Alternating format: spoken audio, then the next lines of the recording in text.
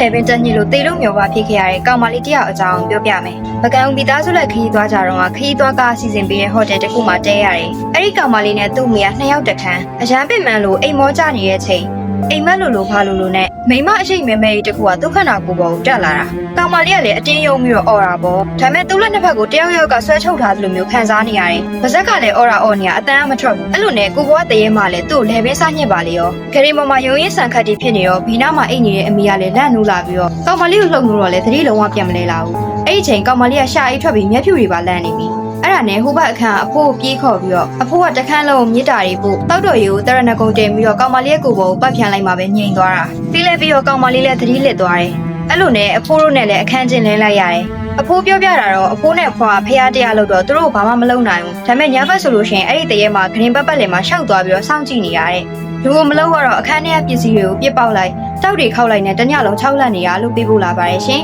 ဒီကြောင်းရာလေးကိုမျှဝေတင်ဆက်ခွင့်ပေးတဲ့အကောင့်ပါရှင်လေးကိုကျေးဇူးအများကြီးတင်ပါတယ်ရှင်ဗီဒီယိုလေးတွေကို TikTok အပြင် YouTube နဲ့ Telegram မှာလည်းကြည့်ရှုနိုင်ပါတယ် Telegram Channel ရဲ့ link ကို bio မှာချပေးထားသလို YouTube Channel link ကိုတော့ Telegram မှာပင်ထောက်ပေးထားတဲ့ link ကနေတဆင့်ဝင်ရောက်ပြီးတော့အားပေးကြည့်ရှုနိုင်ပါတယ်ရှင်